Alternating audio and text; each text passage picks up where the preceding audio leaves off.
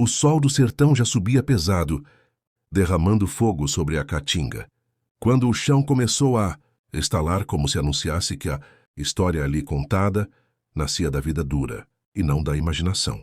Era o Nordeste das primeiras décadas do século XX, tempo de coronéis firmes no mando, de retirantes cruzando estradas de barro, de vilas pequenas onde o badalar do sino da igreja cortava o silêncio poeirento das tardes. A paisagem, vasta e indomável, mostrava seu rosto conhecido, chão avermelhado, mandacaros erguidos como sentinelas, o canto longínquo da asa branca e o vento seco que trazia o cheiro forte da terra quente. Foi nesse cenário que se desenrolou a trajetória de João do Monte, nome fictício para um dos homens mais temidos do cangaço, cuja vida real se espelha fielmente na figura histórica de um cangaceiro, cuja brutalidade é amplamente documentada. Nascido em terras áridas de Alagoas, João cresceu no embate constante entre a pobreza e o esforço diário.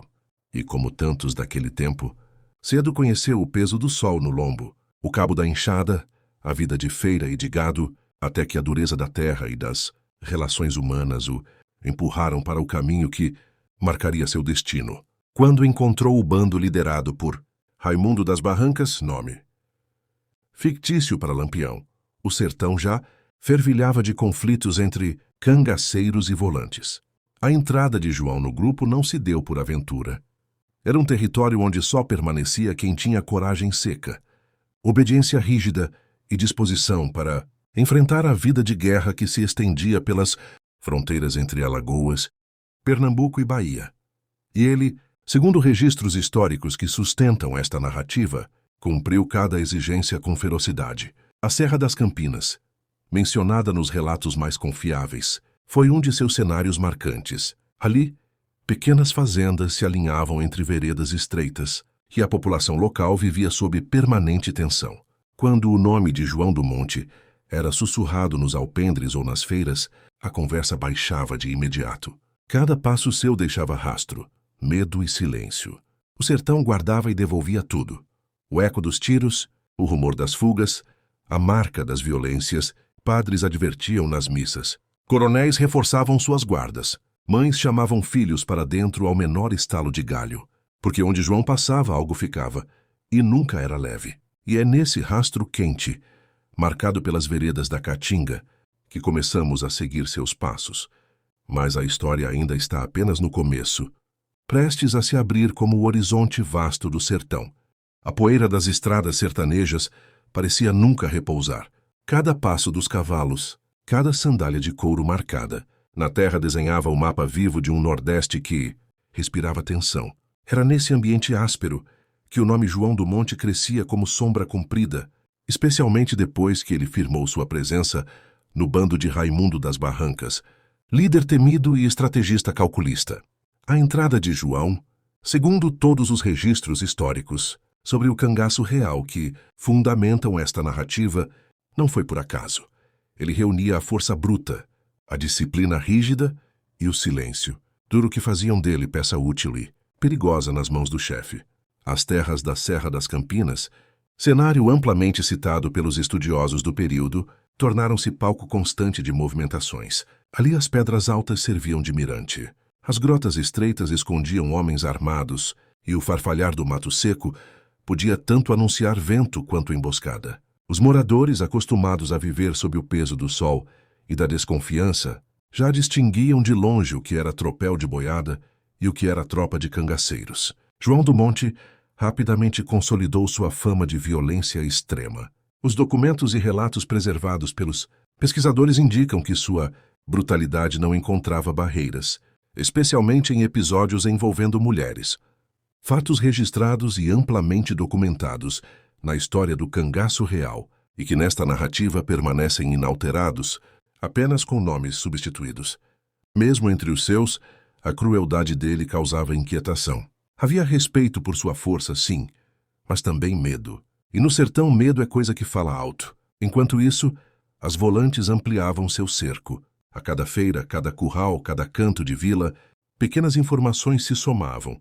Uma pegada fresca, uma fogueira ainda morna, um cavalo arisco demais. A tensão entre as forças policiais e os homens de Raimundo das Barrancas, aumentava de forma constante. Era como se o próprio sertão estivesse sendo dividido entre duas forças que não podiam coexistir. Dentro do bando, a presença de João já não era vista apenas como vantagem.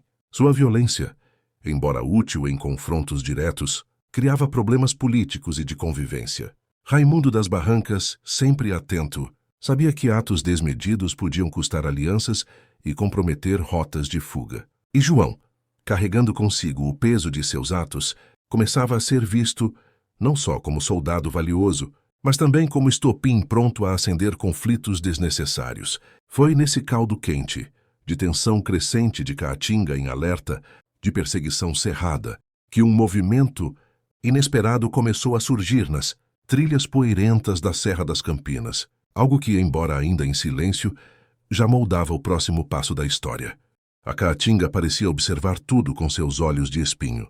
Cada mandacaru erguido, cada galho seco retorcido, acompanhava a movimentação dos homens que cruzavam aquele sertão apertado de sol. E entre esses homens, ninguém lançava sombra mais pesada do que João do Monte. Depois de consolidado, ao lado de Raimundo das Barrancas, sua presença tornara-se inevitável nos conflitos que se espalhavam entre Alagoas, Pernambuco e Bahia. Os pesquisadores do cangaço real descrevem esse período como um dos mais tensos, quando o bando se movia como serpente pelo mato seco, sempre rápido, sempre alerta. A rotina era dura. Longas marchas sob o calor que faiscava no chão, noites passadas entre pedras e galhos, sempre com um olho aberto. João do Monte se encaixava nesse ritmo com uma espécie de naturalidade feroz. Sua autoridade interna, temida, mais que respeitada, vinha de sua disposição para a violência e da capacidade de agir sem hesitar. Fontes históricas mostram que o homem, real que inspira este personagem, tinha reputação das mais brutais, dentro do próprio cangaço, e essa marca se mantém nesta narrativa, apenas trocando nomes, jamais fatos. O bando seguia caminhos sinuosos pela Serra das Campinas, área de matas ralas, pedras cortantes e veredas estreitas. O vento ali nunca era simples vento.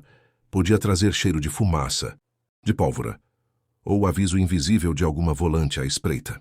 Os sertanejos que viviam naquela região, acostumados a ler o chão como quem lê um livro, sabiam quando o trecho estava pisado demais. E quando viam sinais da presença de João do Monte, a conversa baixava, os olhos se desviavam e as portas eram fechadas antes mesmo da noite cair. As volantes, por sua vez, não descansavam.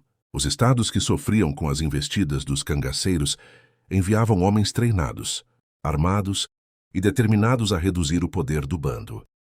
Entre os oficiais mais empenhados estava o tenente Álvaro Nogueira, nome fictício, para o comandante real que liderou a perseguição decisiva. Ele e seus soldados avançavam com método, recolhendo relatos em feiras, ouvindo comerciantes, trocando informações com vaqueiros, que cruzavam as mesmas trilhas que os cangaceiros. E enquanto o cerco apertava, algo começava a acontecer dentro do próprio cangaço. João do Monte, com seus atos cada vez mais desmedidos, já não encontrava entre os companheiros o mesmo espaço de antes. Sua brutalidade, já registrada e condenada até em tempos tão violentos, criava fissuras silenciosas. O homem que antes parecia intocável, agora caminhava sob olhares tensos. A Caatinga sabia, e o sertão sempre sabe, que quando os caminhos começam a se fechar, não há sombra capaz de esconder um destino se aproximando. E para João do Monte, esse destino já fazia ruído no vento quente. O reencontro entre João Veredas e Coronel Amâncio Fia Barroso marcou uma virada profunda no rumo político do sertão. As tensões que antes estavam apenas nas conversas, sussurradas nas feiras e nos alpendres das casas, agora tinham rosto, voz e articulação. Amâncio, acostumado a mandar sem contestação, percebeu que João não era mais o jovem inseguro de antes. Havia nele uma nova firmeza, fruto das perdas, das humilhações e do fogo das lutas travadas, longe da terra natal. Mesmo assim, a aproximação não significava trégua. Os dois se estudavam a cada palavra. Amâncio tentava medir até onde João estava disposto a ir. João, por sua vez, buscava entender o quanto o coronel ainda influenciava as forças que se moviam por trás das decisões políticas da região. O povo observava esse jogo com cautela, conscientes de que qualquer movimento mais brusco poderia desencadear uma nova série de conflitos. O primeiro grande ato dessa fase foi a convocação de uma reunião aberta na antiga Casa da Intendência. Ali, lideranças rurais, comerciantes, ex-milicianos e moradores se juntaram para ouvir o que João e o Amâncio tinham a dizer. O clima era carregado. Velhas rixas pairavam no ar, e qualquer frase mal colocada poderia reacender feridas antigas. João tomou a palavra com a serenidade de quem havia aprendido, pela dor, a escolher cada sílaba. Explicou que sua luta nunca fora por revanche, mas por justiça, e que o sertão só avançaria quando deixasse de ser dominado por acordos feitos às escondidas. Amâncio, pressionado pelos olhares e pela mudança dos ventos políticos, admitiu erros do passado, mas tentou justificar suas ações como fruto dos tempos difíceis. Foi então que Nadir, filha de um vaqueiro morto durante as antigas disputas, levantou-se em meio ao auditório e, com voz embargada, questionou: "E os que ficaram pelo caminho? Quem responde por eles?" A pergunta ecoou como um trovão. Deu início a um debate intenso, honesto, cruel e necessário. Ali foram expostas dores, mágoas, abusos e omissões. O sertão, pela primeira vez em décadas, falava em praça pública sobre o que antes era enterrado a ferro e silêncio. Dessa reunião nasceu uma proposta ousada: criar um conselho comunitário formado por moradores, líderes políticos e representantes das famílias envolvidas nos antigos conflitos. A ideia era construir um pacto social que rompesse com a era dos mandonismos. Mas essa iniciativa não agradou a todos. Forças ocultas, acostumadas a lucrar com o caos, começaram a se movimentar. Rumores de ameaças começaram a circular. Pessoas passaram a vigiar João de perto, e mensagens anônimas tentavam intimidar qualquer um envolvido no conselho. A sombra do passado, que muitos pensavam superada, mostrava que ainda respirava e que não permitiria mudanças sem lutar. E foi justamente na noite em que o conselho começaria sua primeira votação formal que algo inesperado ocorreu. A noite da primeira votação do recém-criado conselho comunitário foi marcada por um silêncio estranho, quase profético. O salão improvisado na antiga cooperativa estava iluminado por lamparinas e algumas lâmpadas penduradas que piscavam como se pressentissem o que viria. João Veredas chegou cedo, acompanhado de alguns moradores que confiavam plenamente em sua liderança. Já Coronel Amâncio Barroso, mais reservado que de costume, chegou rodeado por 2 homens de confiança, atentos a cada movimento ao redor. Mas antes mesmo que a reunião começasse, algo saiu do controle. Um estampido seco ecoou do lado de fora do prédio, fazendo todos se calarem. O som não era de tiro, mas de madeira quebrando, como se alguém houvesse arrombado algo. Em segundos, o burburinho tomou conta do ambiente. As portas foram fechadas e homens correram para verificar o que estava acontecendo. Foi então que Elias do Carmo, antigo aliado de grupos que se beneficiavam da desordem no sertão, invadiu o salão acompanhado de alguns capangas. Elias era conhecido por agir nos bastidores, sempre sorrindo em público e manipulando na sombra. Mas naquela noite, com a tensão crescente e seu poder ameaçado, ele decidiu agir às claras. "Vocês acham mesmo que vão mudar as coisas assim?" Gritou apontando o dedo para João e Amâncio. "Esse conselho não vai existir. Não enquanto eu estiver vivo." O choque tomou conta dos presentes. Muitos recuaram, temendo um conflito armado. João, porém, não se moveu. Manteve o semblante firme, encarando Elias de frente. Era como se ali se repetisse, em forma de espelho, o mesmo tipo de confronto que por décadas alimentou o ciclo de violência no sertão, mas dessa vez com outros nomes e outros propósitos. Amâncio Barroso, mesmo acostumado a lidar com figuras perigosas, percebeu que Elias estava além do controle. Sussurrou algo para João numa rápida aliança improvisada, mostrando que, pelo menos naquele momento, suas rivalidades estavam suspensas. Era uma questão de sobrevivência e de futuro coletivo. As lamparinas tremulavam, enquanto o ambiente ficava mais denso. Elias começou a caminhar em direção à mesa onde seria realizada a votação, derrubando cadeiras e chutando papéis no chão. Queria humilhar, queria mostrar força, queria provar que ainda mandava. Mas o que aconteceu em seguida, ninguém esperava. Lourdes Falcão, uma das moradoras mais respeitadas da região, entrou na frente de Elias e o deteve com uma coragem que silenciou até os mais valentes. Pequenina, franzina, mas com uma fé inabalável, ela ergueu a mão e disse: "Quem quer mandar pelo medo já perdeu antes de começar." A frase dita com calma desmontou Elias por alguns segundos. Longos segundos. O suficiente para que parte dos presentes se aproximasse bloqueando sua passagem. Não houve violência, apenas postura. O salão inteiro parecia, pela primeira vez, unido em um só corpo, e Elias percebeu que sua era estava ruindo. Mesmo assim, ele lançou uma ameaça final com olhos faiscando de ódio. "Isso não acaba aqui. Vocês ainda vão me pagar."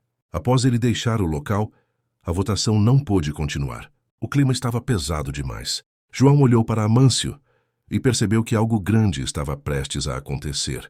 Algo que iria além do conselho, além das rivalidades antigas, além das disputas familiares. E foi quando, no meio da madrugada, um mensageiro chegou ofegante, trazendo uma notícia que mudaria completamente o rumo daquela história. O mensageiro, ainda arfando, mal conseguiu formular as palavras ao entrar no salão. O suor escorria pelo rosto, a camisa colada no peito, e os olhos arregalados denunciavam que trazia algo urgente, pesado, impossível de adiar. João Veredas foi o primeiro a alcançá-lo. O homem tentou falar, mas precisou apoiar-se na parede antes de finalmente conseguir soltar a frase que prendeu a respiração de todos. Elias do Carmo tomou a estrada velha. Disse que vai resolver ainda hoje. O estalo de tensão atravessou o salão como um raio seco no céu do sertão. Todos sabiam o que aquilo significava.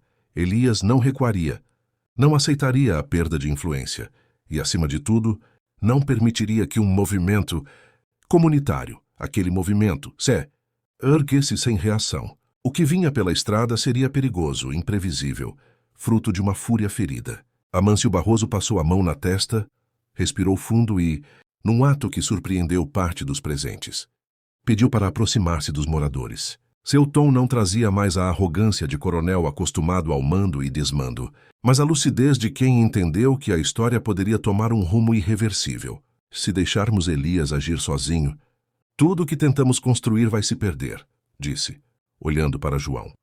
"A divergência entre nós não pode ser maior que a necessidade deste povo." João assentiu. Nunca imaginara dividir o mesmo lado de uma batalha com Amâncio Barroso. Mas a realidade do sertão sempre exigiu decisões rápidas e, sobretudo, união diante do perigo. No fundo, ele sabia que aquilo não era apenas sobre Elias. Era sobre décadas de ciclos que insistiam em se repetir. Era sobre romper a espiral. Quando os moradores se organizaram, preparando uma vigília para impedir que Elias chegasse desprevenido, Lourdes Falcão apareceu mais uma vez, agora trazendo nas mãos um punhado de sal e uma lamparina acesa, para clarear o caminho e afastar o mal, murmurou. João sorriu de leve. Ali não havia superstição. Havia simbolismo, força ancestral, memória de resistência. A madrugada avançou sobre o terreiro como um animal cauteloso. O vento quente arrastava poeira e folhas secas, enquanto homens e mulheres se espalhavam em pontos estratégicos da estrada. Não queriam confronto. Queriam impedir que a violência chegasse novamente às portas daquela comunidade. Elias, porém, não surgiu sozinho. Quando finalmente avistaram sua figura montada num cavalo escuro, perceberam que 3 outros o acompanhavam.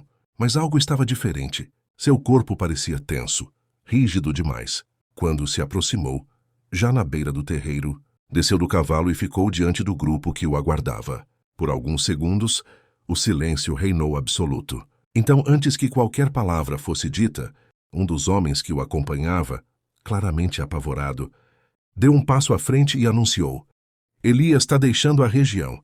Disse que aqui não tem mais lugar para ele." A revelação atingiu a todos como um sopro inesperado. Elias não olhou para João, nem para Amâncio. Apenas ajeitou o chapéu, virou-se devagar e declarou, com voz rouca: "Vocês querem outro caminho?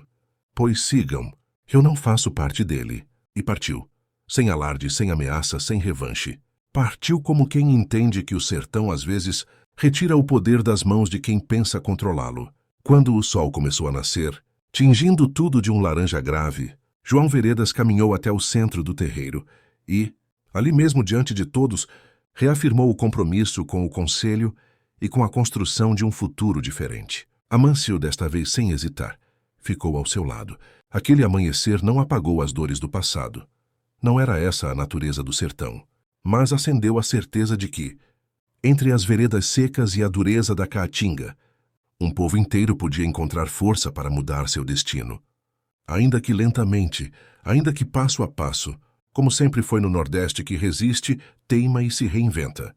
E é assim, minha gente, entre a poeira fina da estrada e o canto teimoso da asa branca no amanhecer, essa história nos lembra que o sertão nunca foi lugar de desistência.